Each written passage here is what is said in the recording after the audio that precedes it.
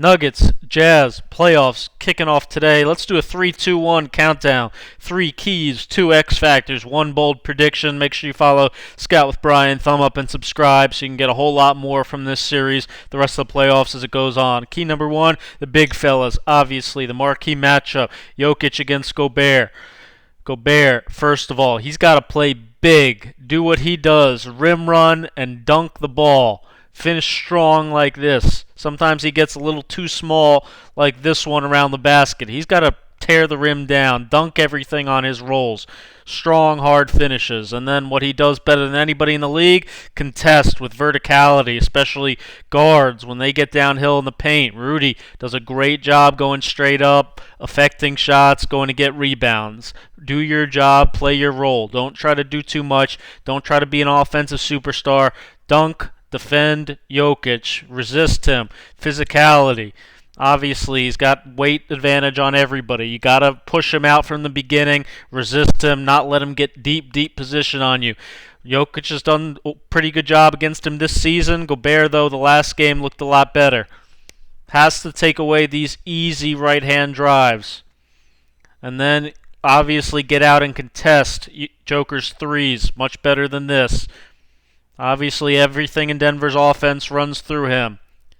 Even when you play pretty decent D, sometimes Joker's just going to have your number. That's okay. He's going to score some baskets down there. You have to be willing to live with something. Gobert does have to stay out of foul trouble. We want Gobert in the game every minute Joker's in there. Tony Bradley's not a bad backup, not quite as good as Mason Plumlee, but he can roll, he can finish, he's got good touch around the basket as you'll see here. He needs to stay out of foul trouble, though, just like Rudy does, because, as we know, Ed Davis also out for this series. They're pretty thin at that center position. It's pretty much just them two. After that, don't want to have situations like this where Royce O'Neal is forced to guard Jokic. Key number 2, can't emphasize it enough. Everything goes through Jokic. He is Denver's entire offense. Corner set, C, passing from the elbow. Be ready. Millsap or Michael Porter Jr. in the corner. They're not coming up off this down screen. They're coming off a flex screen, cutting hard to the basket. Joker loves that pass over the top. Got to pressure him when he has the balls at the elbow. Got to beat him under when he's handling in pick and rolls. He'll handle in a ton of pick and rolls in transition. Get under it quickly, otherwise he's going to beat you to the rim for these type of finishes. A little better by Gobert here. Good job going under. Good little show by Mike Conley here. And then got to be ready to get out and contest. If Joker starts hitting those shots, might have to make an adjustment. Keep Torrey Craig off the offensive glass. That's what he does. Hardest part about defending Joker is the peel back switch, meaning when the guard gets downhill like this, you have to decide quickly. I think Utah tends to like to switch this right here, meaning Chris Paul now is going to peel off and take Jokic. Steven Adams is going to take the ball, because if you don't, and what Denver's guards are pretty good at, freezing you with little hesitation dribbles, cause confusion, now nobody's with the ball. Monty Morris gets an easy layup. Similar type deal with Murray here. This time Utah did switch it, but Gobert also has to stay down and guard. Obviously, really good guards like Jamal Murray. Michael Porter Jr. has been phenomenal. There you see the switch. And then what Denver's going to do, they're going to roll Jokic down to the post. Utah's got to be ready to send bodies quickly. Can't leave Conley, can't leave the guards on an island against them. He's going to pick them apart. You see it again. If he's this deep, Donovan Mitchell needs to be sprinting to the paint, maybe even Royce O'Neal. Get him out of there. Mike Conley cannot guard him that deep. This is the hard part if you don't switch it. If you don't switch it, you got to be willing sometimes to live with some of these. You see Gobert has to stop the ball, and now Conley's going to get back to the ball, but now it's a really long recovery for Gobert to get all the way out to contest Joker's threes. Have to sprint out there, get a good contest. This is why he's so deadly, so dangerous, does so many different things offensively. Here, Murray beats his man away from the screen. Good peel back switch by Conley there. I like switching a lot more on plays like this, where Joker's popping all the way to the top.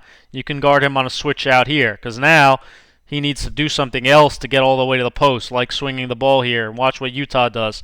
Now they're going to scram switch. Have Conley get out of there. Gobert can come back, kick him out. Now we're perfectly fine, matched up. Look for Utah to do a lot of those creative scram-type switches to make sure a big body stays on Jokic. Key number 3, slowing Donovan Mitchell. He should be and can be the best scorer in this series. That's what Utah needs him to be to have a chance to win.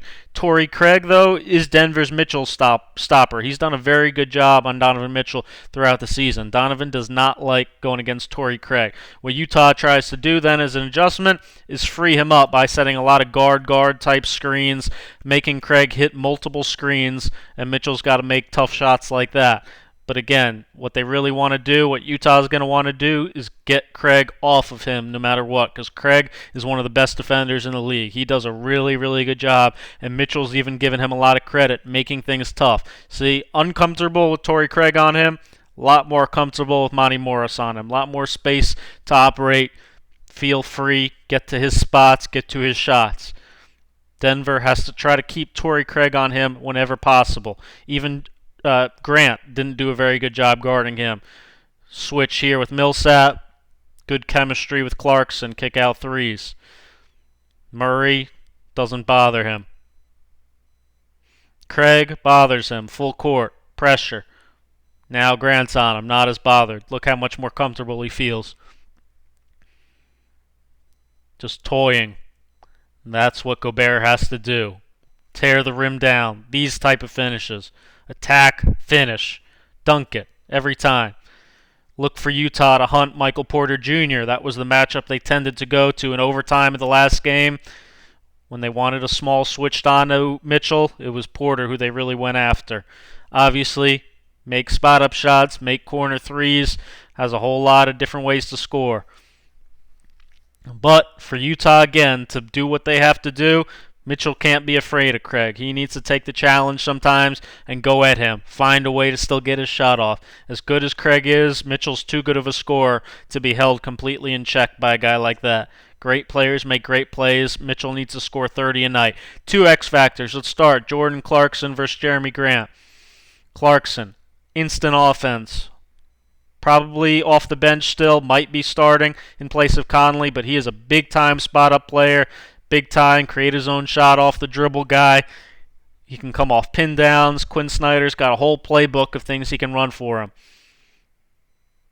He should be a big scoring advantage over Morris in terms of guys off the bench who come in to get buckets. Denver might have to go to a trap, get the ball out of his hands if he's really hurting them. Again, Clarkson's a scorer, very score first, much less of a passer. Jeremy Grant, more of a guy that wants to break you in half down in the post. Clarkson can't really guard him. Utah's got to find a better matchup than that because Denver's going to try to post Grant against him whenever they're matched up. Clarkson needs to do a better job resisting. Utah needs to try to keep him off of Grant. Grant's other game, obviously spot up, make corner threes, which he does really well, and then be an impact player defensively. Great block here of the Conley shot. Great block here of DJ Augustine, high energy player.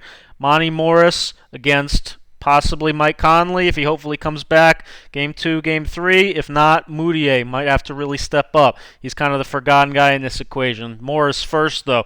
One of my favorite backup point guards in the league. Just does a really, really solid job running the team. Prefers to kind of get to his mid-range spots. He can certainly make a 3 spot up if you lose him like this, for sure. But off the dribble in particular, prefers to get downhill, prefers to get to his spots mid-range or his floater. Really good floater. This is the play they run for him frequently when he comes off the bench. It's a little Isaiah Thomas, old Boston set. He's going to come, set a little fake flex screen, and then come right off a pin down. You got to be locked in so he doesn't get that 3 like Conley is here, but then you got to keep defending. He works hard. He runs the whole play all the way through. Good floater there, and then even Gobert had a hard time containing him, cutting off the baseline. He is a really good scorer. Conley obviously is too. Heady point guard, it's a shame. Obviously, congrats on having the child, which is awesome, but he was starting to get in the groove in Utah after a tough season, was really starting to find himself in the bubble. Denver just had a hellacious amount of trouble trying to rotate to Gobert, especially Conley. Ingles had the ball. They had nobody who was ready to come in and tag Gobert. He just picked them apart on pick and rolls. Obviously can make spot-up shots as well. Expect him, obviously, when Mitchell's out of the game, to be the point guard going forward. Those little right-hand floaters the rest of the series. Moutier, though, is going to have to step up. Whether it's starting, whether it's backup point guard, he's going to certainly get playing time. Talented kid, don't forget. Top pick. Did a good job scoring for the Knicks last season. Has quietly had a pretty effective season for Utah. He's instant offense, too. Much more of a score-first guy. Likes to get to his mid-range. Good size. He needs to be, again, offense for Utah. That's really what they need, obviously, without Bogdanovich, without Conley potentially for a couple games. The more he can do, if he can hit these roll-type passes, even better for Utah. One bold prediction, I'm going Utah in 7. I think it'll be a phenomenal series. I think these are two great teams, two great coaches. Utah obviously is a little undermanned. For some reason, I just feel like finally getting James Harden and Houston off their back is going to be enough to showcase what a phenomenal coach. In my opinion, Quinn Snyder, the absolute best in the league. Don't get me wrong, though. Denver's a great team. Malone's a great coach. I think it'll be an awesome series. Make sure you thumb up, subscribe. Whole lot more coming soon. Enjoy the game.